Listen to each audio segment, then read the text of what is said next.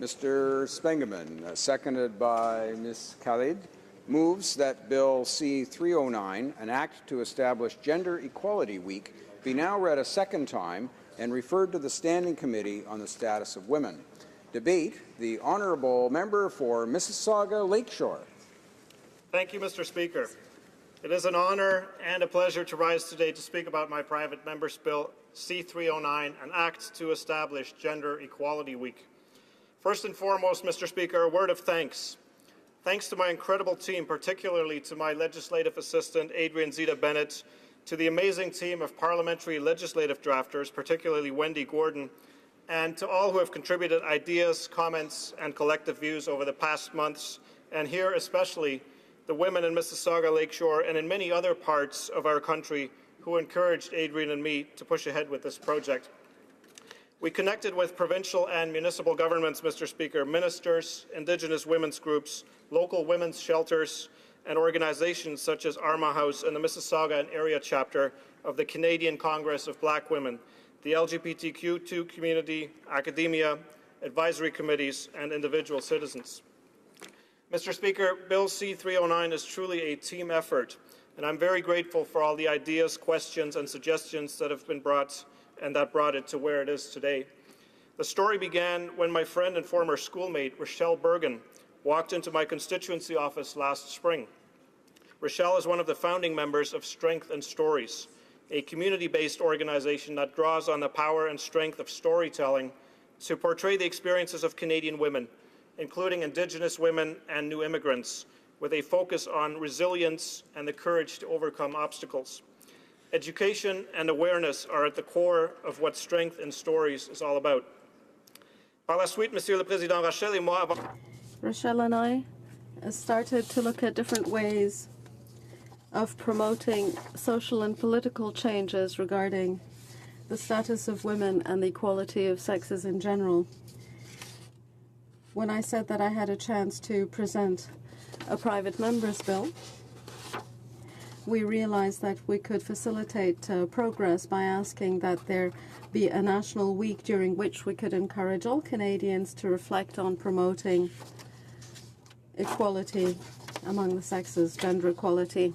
Forward with Bill C-309, there were two specific messages that Adrian and I took on board. And the first, Mr. Speaker, is that men need to do more of the heavy lifting when it comes to working towards equality and equity between genders. The most compelling reasons are both socio-historical and economic in nature. And the second message, Mr. Speaker, is that government cannot do all of the required work alone. Academia, the private sector, not-for-profits, community activists, and individual citizens must be close partners in this effort.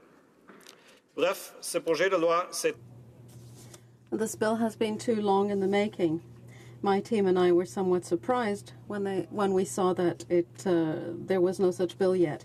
At the same time, our efforts to raise awareness quickly showed us how many deficiencies there still was and how large those deficiencies were. Poverty, violence, isolation, racism, wage gap, inequitable access to education and justice, and unequal opportunities in science, technology, engineering, mathematics, politics, and sports. Those are just some of the greatest obstacles that are set out in the preamble to Bill C-309. I think that we have to begin by recognizing that these obstacles exist before we can have a constructive dialogue among Canadians on how we can tackle them. Along the way, Mr. Speaker, such inspiration came from my former doctoral supervisor, Anne-Marie Slaughter, who served as head of policy under former U.S. Secretary of State Hillary Clinton and who now runs New America, a think tank and civic enterprise. Anne-Marie Slaughter writes extensively on the issue of gender equity. Her works include a seminal article in The Atlantic entitled Why Women Still Can't Have It All, followed by a book, Unfinished Business, in which she sets out her vision for the care economy. Her message, Mr. Speaker, is simple and compelling. We must ensure that family care is given attention in the same manner as work, and that men are expected to function in roles related to family care in the same general sense as women.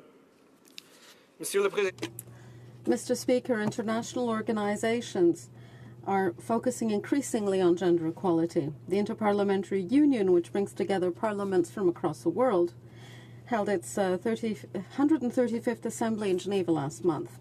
Unanimously, it adopted a resolution entitled "The Freedom of Women to Participate in Political Processes Fully, Safely and Without Interference, Building Partnerships Between Men and Women to Achieve this Objective."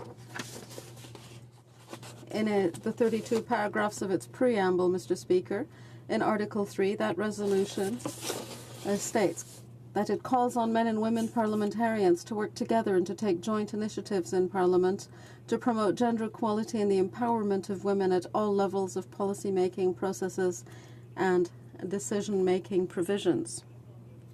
At the IPU Assembly, I was invited to take part in a debate on gender equality in politics, and I took advantage of the opportunity to tell my counterparts about the new Parliamentary Conduct Code as well as the process to establish Bill C-309. The reason, Mr. Speaker, for making sure that we have gender parity and equity is that it is extremely important, and without collective action cannot be put in place. Has since 2006 published annual reports to capture the full scope of gender-based disparities and efforts to address them, particularly in the areas of health, educational attainment, economic opportunity and participation, and political empowerment. According to its 2016 report released just last month, Canada is ranked 35th out of 144 participating countries, nestled in between the likes of Luxembourg and Cape Verde. But, Mr. Speaker, it is ranked highest in North America. We as Canadians must recognize that we can do much more to close gender-based disparities and gaps as they exist. We must recognize that the wage gap between women and men, as a 2005 Royal Bank report highlighted, has caused up to $126 billion in lost income potential for Canadian women each year. We must also recognize that, as a 2015 RCMP report outlined, Indigenous women make up just over 4% of our population and yet account for 16% of female homicides and 11% of missing Canadian women. In addition to the problem of gender-based violence, Mr. Speaker, we must recognize that Canadian women need and deserve better health outcomes. Gender Equality Week can raise much awareness of the work that lies ahead.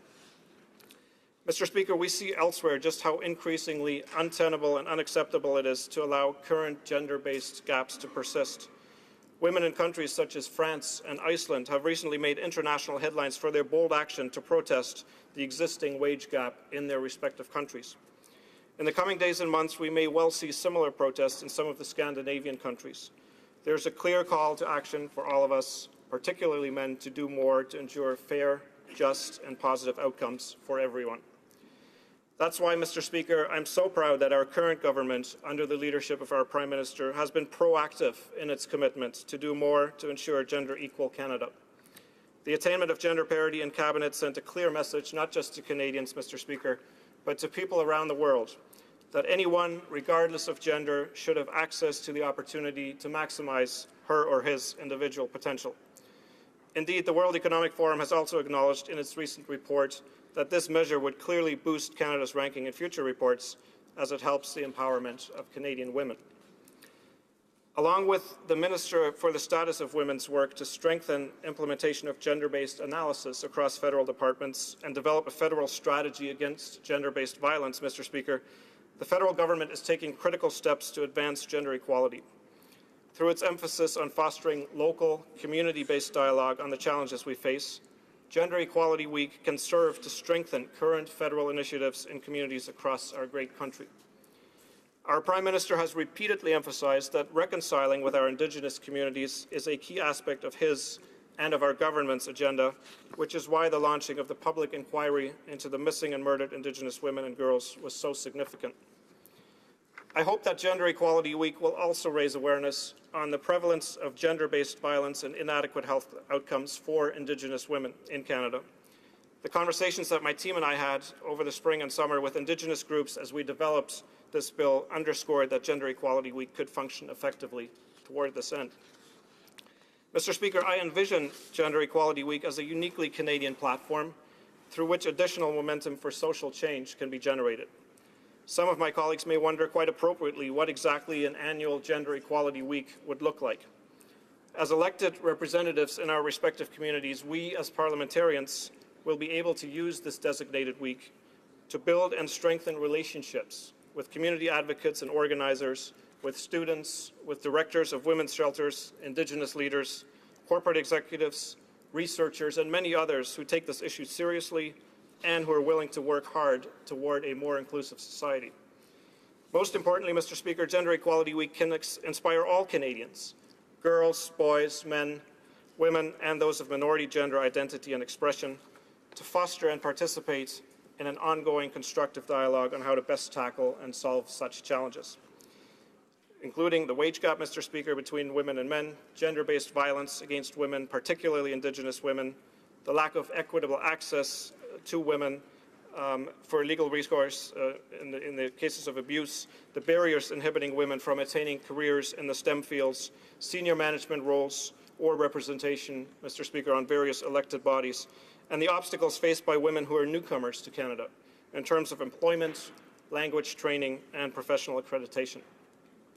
For Canadians of minority gender identity and expression, these challenges often present themselves in an even more profound manner. Mr. Speaker, my bill encourages federal, provincial, municipal, and Indigenous governments, not-for-profits, academia, Indigenous communities and organizations, the private sector, sports organizations, first responders, our armed forces, the media, and civil society at large to participate in an ongoing conversation and then, during Gender Equality Week, raise collective awareness of these challenges and to identify constructive solutions. This effort could take the form of community town halls and debates, research proposals, plays, television and social media reports, fundraising initiatives, marches, art and music, and many other forms of advocacy. In other words, Mr. Speaker, Gender Equality Week creates an opportunity for Canadians to become engaged in and champion the issue of gender equality in as many different ways as are reflected in the needs and aspirations of our local communities, and thereby strengthen national awareness of existing inequalities. Mr. Speaker, there will truly be room for everyone: children, students, established professionals, new Canadians, seniors. There are always some who are going to argue that we don't really need Gender Equality Week, and there are others who may claim that it does not go far enough. Mais, Monsieur le Président, il y a... However, Mr. Speaker, very few among us would challenge the fact that we have some very real problems ahead, be it sexual violence, including violence against Aboriginal women, the barriers that women encounter in traditionally male careers, including the armed forces, the police, and firefighters. Discrimination continues.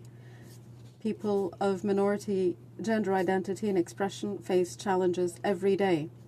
Older women suffer from isolation. Others have to deal with the full social and economic impact of the wage gap. We need to do more for those people, those Canadians.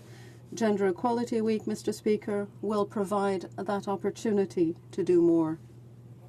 Gender Equality Week will advance inclusiveness from coast to coast to coast in this great country. Canada is already known around the world for its diversity, for its protection of individual and collective rights and freedoms, and for its tolerance. We take great pride in not merely accepting, but appreciating and celebrating the multitude of different cultures, Mr. Speaker, ethnicities, perspectives, and approaches of our fellow Canadians.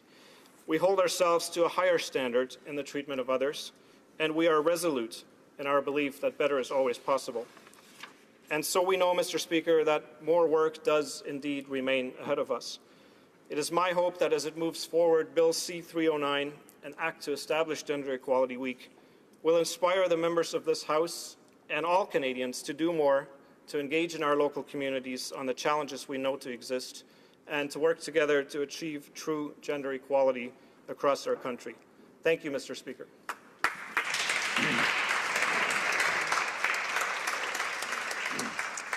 Questions and comments?